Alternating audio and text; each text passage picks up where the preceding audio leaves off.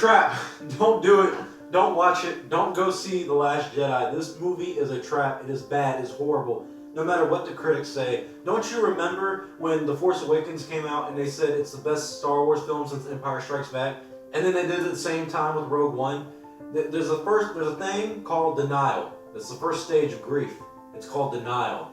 People are denying how bad this movie is. People are going to get mad at me for saying it's a bad movie. I'm sorry that I have an opinion and that it disagrees with yours. If you like the movie, if you enjoy it, tell me why. I'm okay with you liking the movie. But I'm going to tell you right now, this movie sucks. This movie was one of the worst Star Wars films I've seen. I would almost say Attack of the Clones is better, and I hate that one.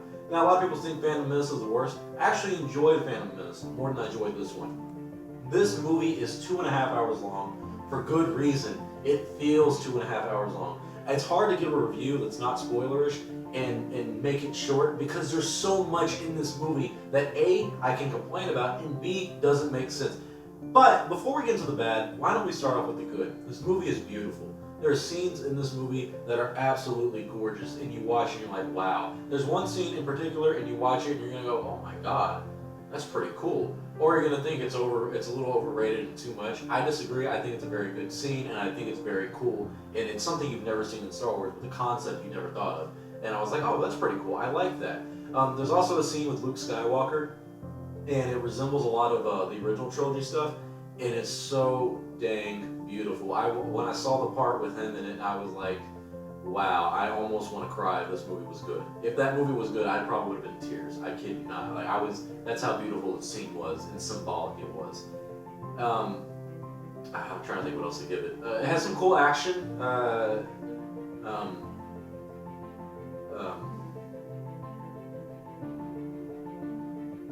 Oh, it's funny. There we go. It's got some funny moments.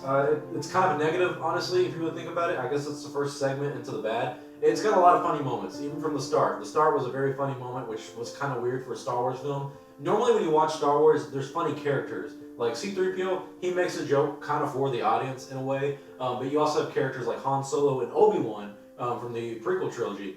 And they make jokes that aren't funny for the audience, but they are, but they're more of like their witty character. You know, that's who they are. Jokes in this film are forced. They're kind of like, oh, that wasn't funny, and they're dry. There's some jokes that really fell flat, especially at the movie theater I was watching.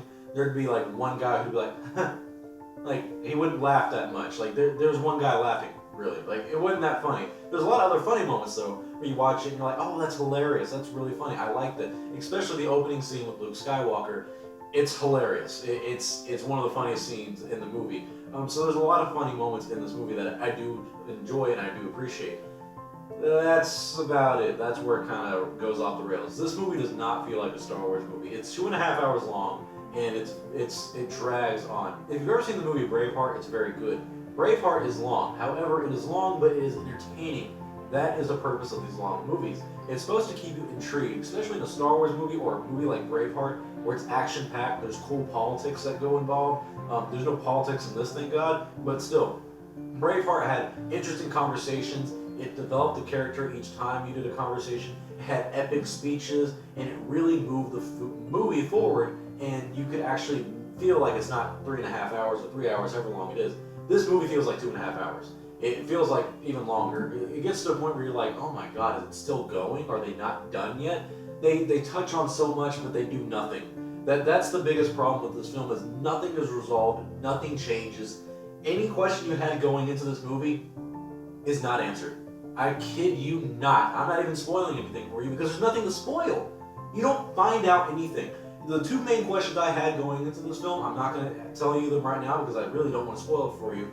But I went and I was like, what about this? What about that? And when I asked, what about this? Mickey Mouse looked at me and goes, he gives me the finger and he laughs. He's like, oh, here's the finger. Oh. And I'm like, why though? I like this. And then I'm like, well, what happened to this part? What about this person? I want to hear about them. And then Mickey Mouse goes, oh, you don't get to find out. And I'm like, why are you doing this to me, Rian Johnson? Disney, what is going on? This film is chaotic. It makes no sense. There are plot points that are so stupid and it doesn't feel like a Star Wars movie. It is dragged on with Finn and Poe, or not Finn and Poe, Finn and Rose. They go to a casino and it's basically nothing but subliminal messages that you get. It's talking about animal cruelty. I'm like, oh, okay, I understand that, I guess. I don't want animals to be hurt. And then it goes on to talk about the rich are evil. And I'm like, why? Why would you put this in a Star Wars film? This isn't Star Wars. Lando was rich. He wasn't evil. He was a cool guy. Granted, he was a backstabber, but he was a cool guy. We all forgave him. He made up his, he made up for what he did.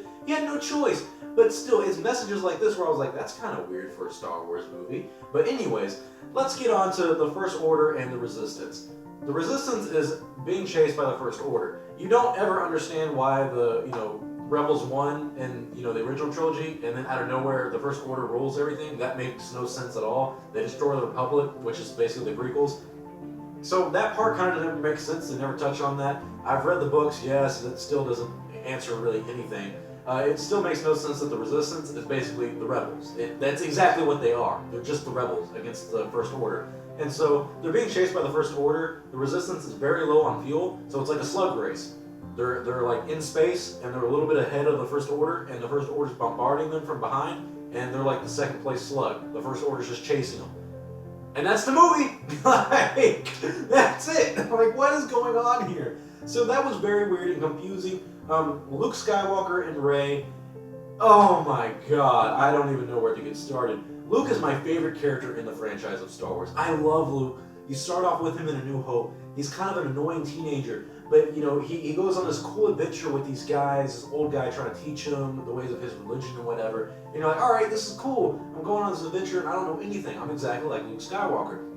Empire Strikes Back, he starts training, like, oh cool, Luke's developing as a character. And then Return of the Jedi, he fights so hard to fight against the dark side. He goes against Vader, and then he goes against the Emperor, and then he wins. At the end of it all, he wins. He redeems his father, and he beat the dark side, and now he's a full-fledged Jedi. The Jedi are back, and the light side is ruling.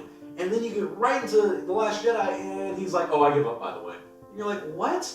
And he's so depressed, and he makes all these stupid mistakes, apparently, and you're like, Luke would never do this. This completely kills the character of Luke Skywalker. And I'm just so disheartened by that. And even Mark Hamill himself said he disagreed with everything that Rian Johnson's doing, fundamentally, with Luke Skywalker's character, and he is so right. His character was butchered, it was destroyed, and it was just heartbreaking. For a Luke Skywalker fan, that was the biggest disappointment of this movie, is what they did to his character. However, I will say, I didn't mention this in the positive, Kylo Ren's character is fully fledged out, and he is great. He does great. Adam Driver's a great actor. If you've never seen any of his other movies, he does one with the guy who plays Harry Potter, and it's really funny. Those are good movies. But Adam Driver's a great actor, and so he does great as Kylo Ren. And I really like seeing his character develop in this. And you see like the darker side of him. You see why he turned. You see all this stuff, and it's nice. However, everyone else is kind of in. You learn more about Poe Dameron. You connect with him more. That's cool. Finn has more to do. It's his sequence is kind of stupid. His story arc with Rose, they go to a casino, and it was just all too much. It still didn't feel like Star Wars. And so there's stuff like that where it's like, right. But Kylo Ren honestly got some really cool stuff. Snoke, the character that we were all making stupid theories about, how he's God himself or he's Dale Earnhardt or whatever. He did nothing. When I mean he did nothing, I mean he did nothing but what he did in the first one. Nothing. That was stupid. Knights of Ren, you remember them? Rian Johnson doesn't. You don't even see them. You never even heard of them. Like, what happened to them? There's a scene where one character actually goes into space, right? And they fly. I mean, what's next? Why not? They literally fly. It was the dumbest scene of the movie. Oh, man, I don't know how to, if that's the dumbest scene. There's so many stupid scenes in this movie. Oh, here's another thing. There's not a lightsaber fight. There's not a lightsaber fight. The closest thing you got was a Matrix lightsaber fight. And when I mean Matrix, I mean it literally went slow motion, where one guy is dodging underneath this lightsaber, and it's barely touching his nose. And he dodges it in slow motion. Like what? Like the Matrix. I was so confused in this movie. It made no sense. It destroyed all the characters that I really liked, and it didn't build on anyone but two of the characters that I happen to enjoy, which was Poe and Finn. Oh, and my bad, Kylo Ren. So build on those three characters. You still know nothing about Rey. You still don't care about Rey. I don't know how you can get connected to her. I don't know her motivations. You don't know her motivations. You don't know anything about the character. It was just downright tragic. This movie was just a masterful disappointment. The characters that I loved from the originals, characters that I loved from the prequels, butchered, destroyed. I mean, like I said, it's like Luke Skywalker watched the prequels and goes, "No, I don't like it. Like, I don't like the Jedi." And you're like, "Why?" And Disney just looks at me and goes, "Oh, fuck you." I'm like, "Thanks, Mickey. I appreciate you ruining the franchise." I mean, there's 2 points in this movie where they say things that I didn't think they would say, and this isn't spoiler anyway. Someone says "big ass," and I was like, "Why are they cussing in Star Wars now?" I know Finn said "damn it" in The Force Awakens, but like, I don't really expect much cussing in this. It's not a big cuss word, but still kind of like unnecessary.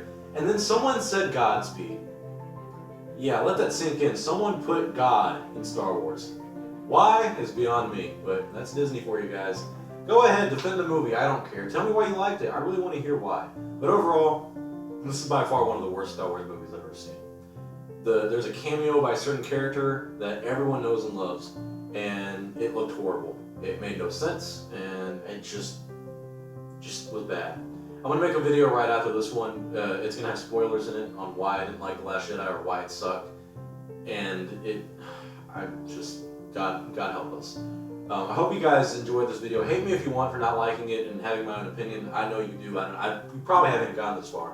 If you haven't gotten this far, comment "the jaw wall runs at night," because that means you actually listen to people and their opinion. So comment "the jaw wall runs at night" if you've seen this, if you've gotten to this part of the video. If not, whatever, you haven't heard it. So comment your thoughts below. Your thoughts about this movie, The Last Jedi. Have you seen it? Have you not? Are you gonna see it? What are your expectations for it? I'm Star Wars Only. Hope you guys enjoyed this video.